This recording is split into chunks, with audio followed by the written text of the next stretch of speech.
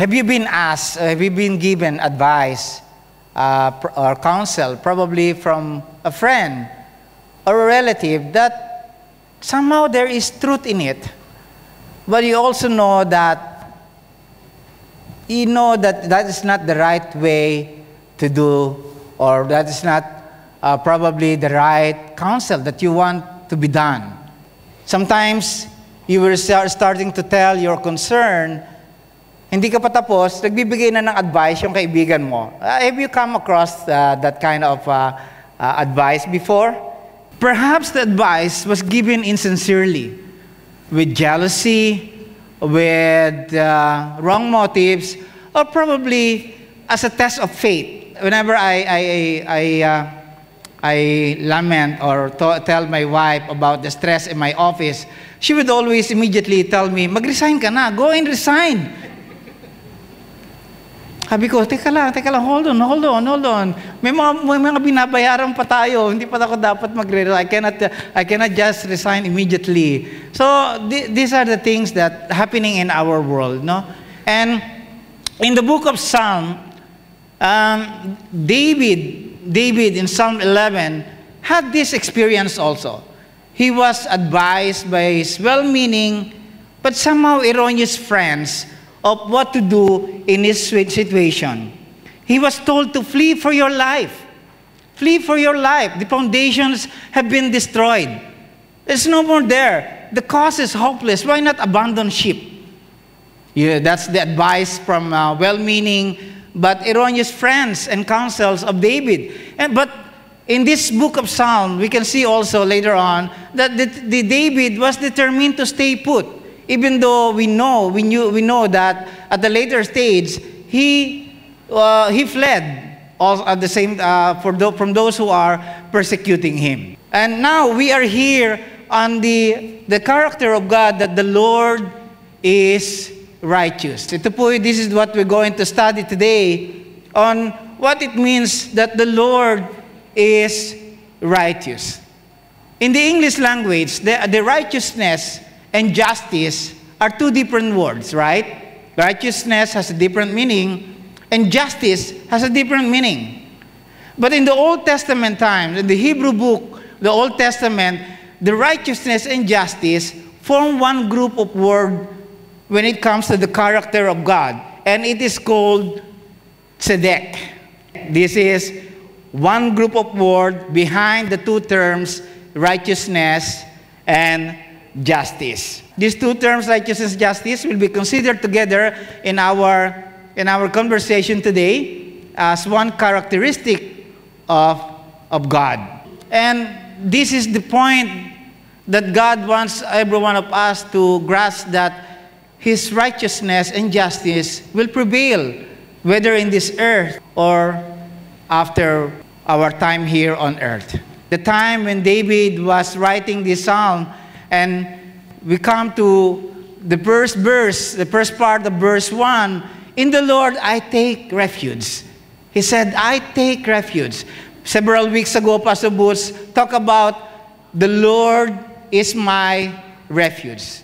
When everything around us seems impossible, when everything around us seems hopeless, at the time that David wrote this, the Lord is my refuge, they were surrounded.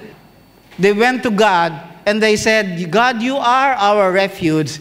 And God surely said that you can run back to God because He has your back. You remember that message? You can run back to God because He has your back. Then on the next verses that follows, this is what the David said. How then can you say to me, flee like a bird to your mountain? For look, the wicked bend their bows, they set their arrows against the string to shoot from the shadows at the upright in heart. How can you say to me to flee? Because well-meaning people, or probably, well-meaning people, but erroneous people, or probably with some motives behind why they say that you should run away, David. There's no more hope. So this is the situation. Remember that David killed Goliath. Of course, everybody knows that. David and Goliath. When David killed Goliath, David was asked, after some time, to come to the palace, to live with King Saul. When King Saul was sad, he would ask David to play his harp, and Saul will be happy. So David went to the palace. David was a shepherd. He was in the field, but now he went to the palace. So from the field to a palace, imagine that. So a lot of things have happened in his life. Iba na bago ang buhay niya. His life was changed. His life was transformed. And from a shepherd, he became a warrior. We all know that. Later on in the life of David, while he was in the palace, in the company of King Saul, Saul felt jealous. He was so jealous with David because in one of their encounters, in one of their battles, when they were coming back victorious from the battle, the people, the Israelites, sang this song that Saul has slain his thousands and David his tens of thousands. So Saul was so jealous. I'm the king. How can they sing this kind of song to me? That I just killed 1,000 and David killed tens of thousands.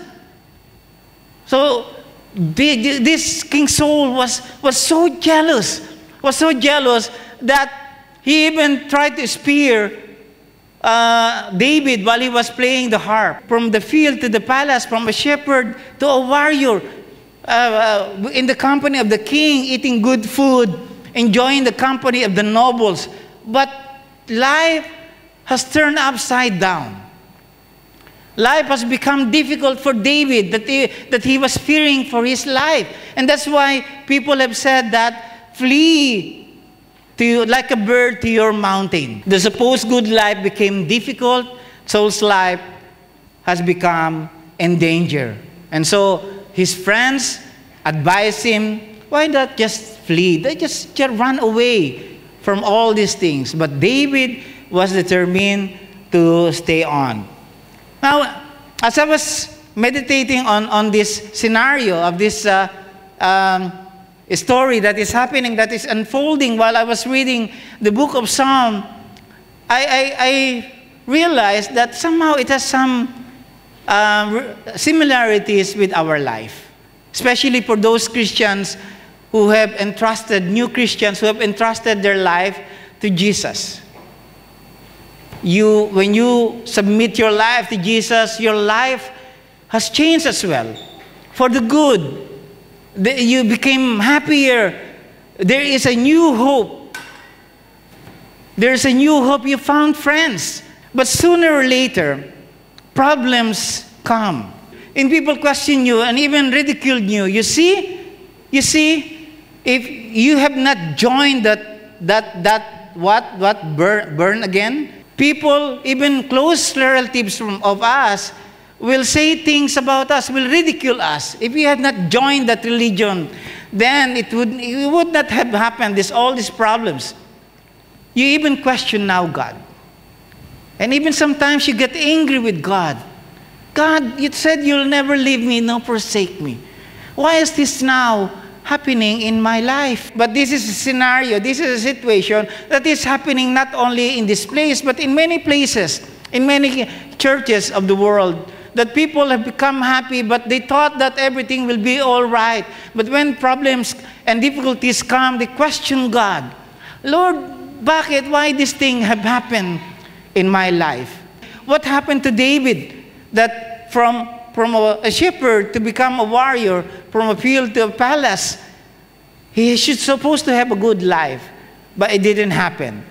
In our life as well, the supposed problem-free life, or so we thought, didn't happen. Verse 3, when the foundations are being destroyed, what can the righteous do? When the foundations, what is this foundation that they are talking about here? It could be the moral fabric of the society at that time, and even the moral fabric of our society today, of our society now. You know, The spread of secularism, the spread of materialism, the divorce is very rampant. Broken families. We heard teachings like, what is good for you is okay because it's good for you. The truth becomes relative. It depends on what you believe. It's okay as long as I'm not hurting anyone, it's okay. So you heard about it. When you see people who do not share the same faith as you are, progressing more, having more than we have, we question, what is happening? I thought we'll have an abundant life. Why is it that those people who even do not believe in God are more affluent than us? Remember the book of Job. Last week only, Sister Manju preached about the life of Job, that he was a righteous man. He was a righteous man, but God tested him, and everything that he had, he lost everything. His wealth, his family. He was a righteous man, but all this thing happened to his life. And David has an answer for all of us. David did not stop from those questions, and he said, the Lord in his holy temple, the Lord is on his heavenly throne. He observes everyone on earth. His eyes examine them. He observes everyone on earth. This is a consolation for all of us who are experiencing problems and probably difficulties in this life, that we can take comfort that God is here. That God knows everything that is happening in us.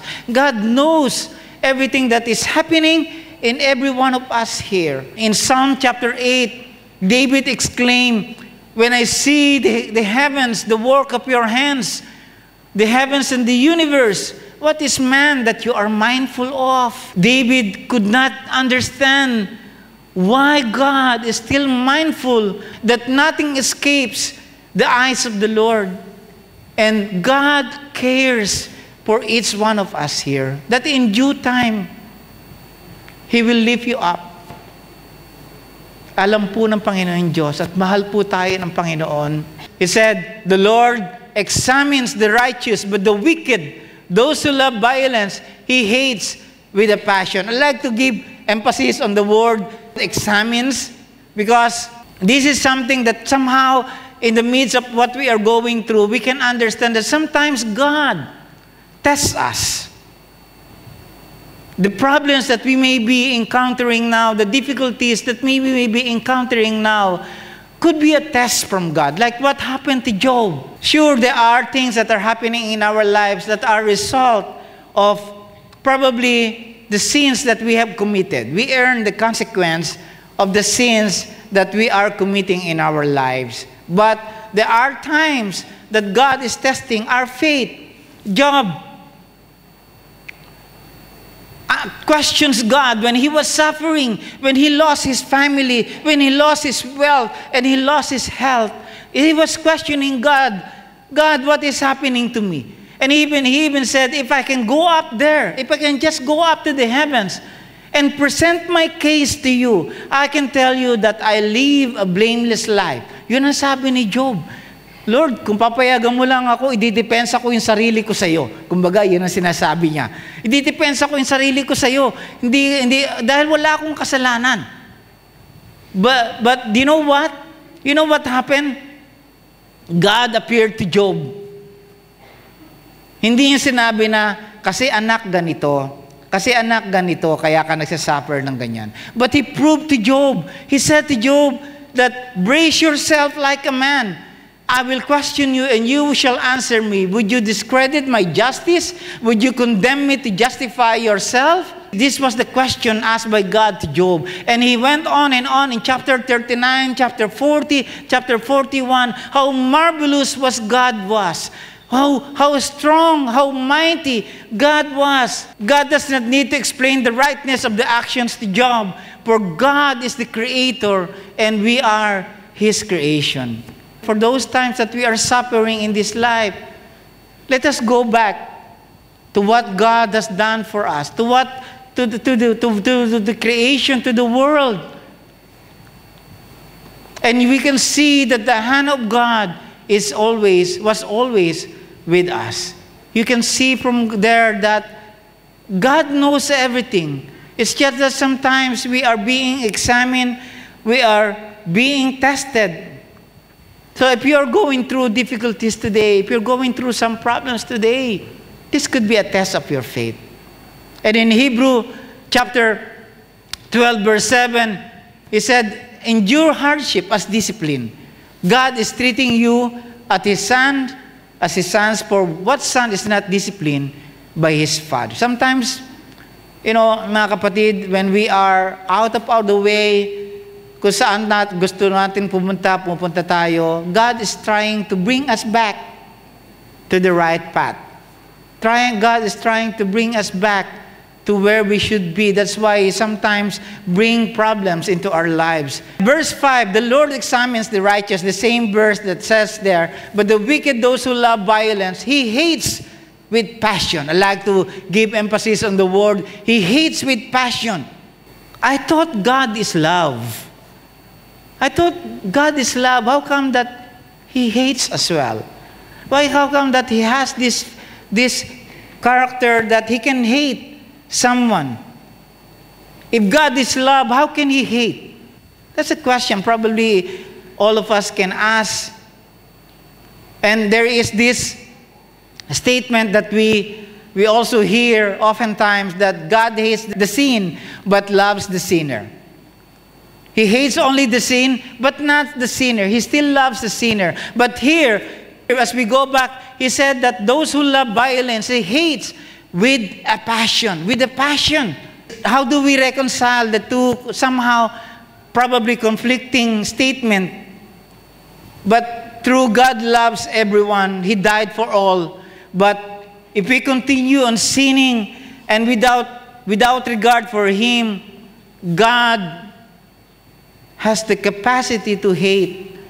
If you continue with your life that is destroying you, if you continue with a violent life, as what we have seen here, God will hate you. God will not become your ally. Remember the other messages that we heard, that God can be your ally. But if we continue with what we are doing, destroying ourselves, God cannot be your ally. In verse 6 it said, on the wicked he will rain fiery coals and burning sulfur. A scorching wind will be their lot. This is a judgment now that God will give to those who will continue in their violent life, who continue to disregard God and live according to what they want without regard for God.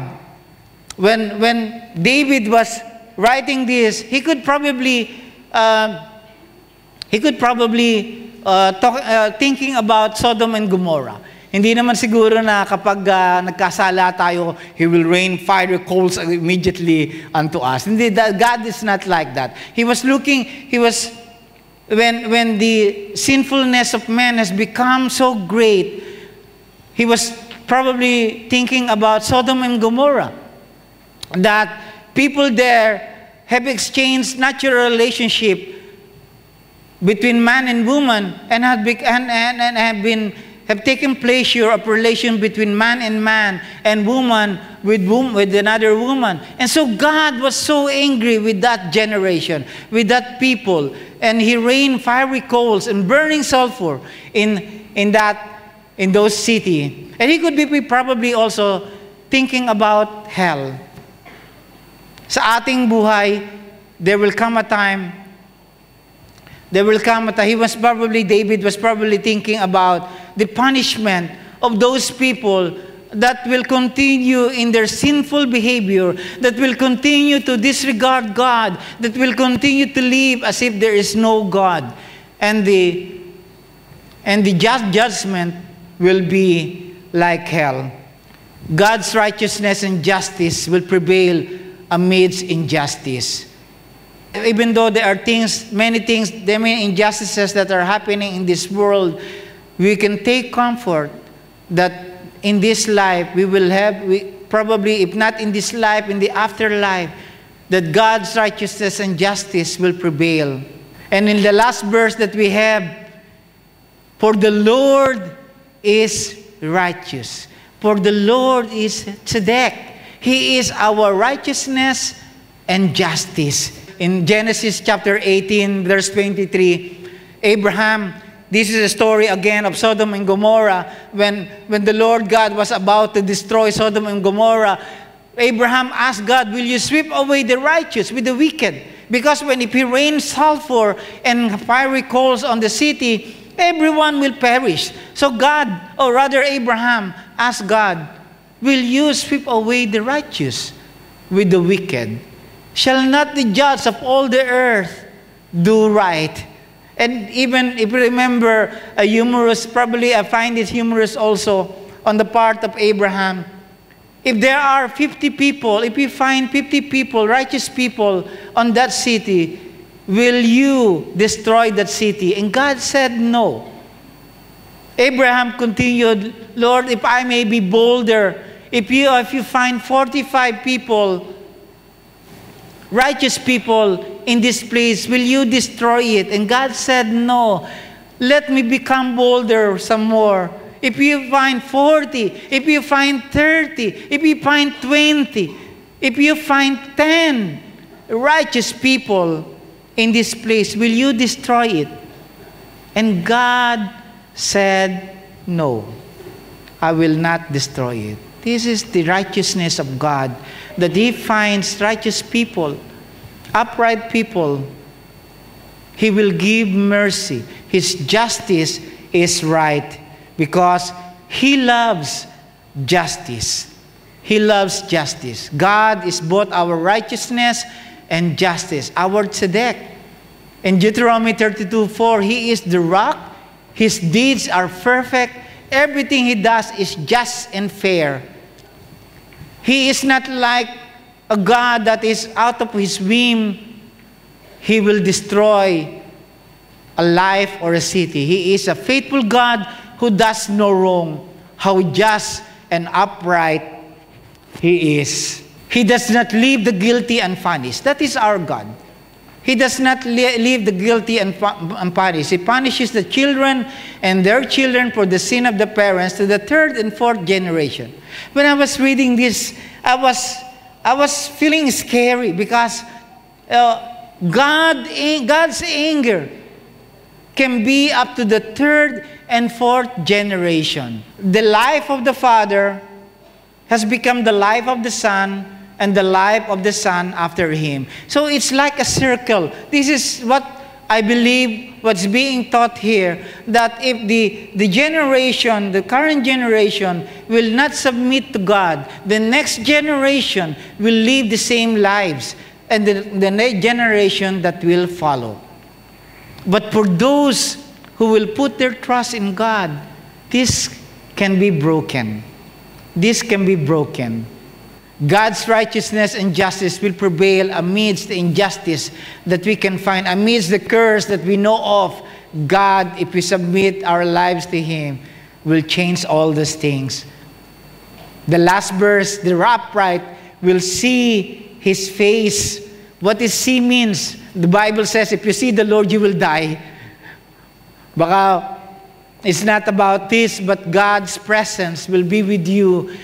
Moses, when he saw even the back of God, the greatness of God, the Lord, the compassionate and gracious God, slow to anger, abounding in love and faithfulness, maintaining love to thousands, and forgiving wickedness, rebellion, and sinning. Our God is a compassionate God. Our God is a gracious God. Patuloy tayo nagkakasala, patuloy tayo nagiging unfaithful sa Kanya, but He remains faithful to us. His love and faithfulness, He is maintaining to the 1,000 generations even. Now what can we do? What can we do? As I call back the music team here, what can we do now? When we have heard the story of David, that even though there was some people who were who were telling him, flee like a bird to the mountain. Takbo ka na lang. Run away. Because the foundations has been broken. This is what I want all of us to do, is don't run away, but place your trust in God. Don't run away in your situation. Sometimes our way of coping with problems, and we go on vacation. Well, nothing wrong with that, nothing wrong with that. But when we come back, it's still the same thing. But what we are asking here, what God's telling us here is, place your trust in God. We want to run away sometimes, but we must be like David. We must stay where God puts us if that's what God is telling us or saying us what to do. As I close, I ran across a Facebook post. Mahilig tayo sa Facebook eh. A person in a congregation like this holding a glass of water, and he asked the congregation, what do you see? Many have said, some have said, a glass half empty, a glass half full. I think you may have heard the story about. But the person who was speaking said, I see this as stress. Stress in our lives, concerns, burdens, problems in our lives. The glass of water, if you hold it for a minute, it's no problem. You can hold it. You can stay. You can hold it for 5 minutes. Probably it's no problem as well. But if you hold the glass for 1 hour, 1 day, it will have a tremendous strain on your arm. The same thing with our lives. The speaker said, you need to put down the stress. You need to put down the glass of water. But I view it this differently. I agree, we are not exempted from life's problems. We are not exempted from difficulties. Even though you have submitted your life to God, you are serving God. We are not exempted from all these things. What can we do? What do we need to do with that glass of concerns, of burdens? God said, bring it to me. In Matthew 11:28, come to me, all you who are weary and burdened, and I will give you rest. Give the glass of concerns and problems and difficulties that you have, the injustices that you are feeling, that you have experienced in this life. You cannot hold it forever. So you give it to me, and I will give you rest. The Father said, take my yoke and learn from me, for I am gentle and humble in heart, and you will find rest for your souls. This is the promise of God. We cannot hold the concerns, the difficulties, the problems of our lives by our own. God said, give it to me, for my yoke is easy and my burden is light. We need God in our lives. We cannot live in this life without God, because He created us. It is He who can change us. It is He who can transform our lives. It is He who can help us amidst all the injustices in this world, the problems, the concerns, the burdens. Give it to me. Acknowledge that we need God.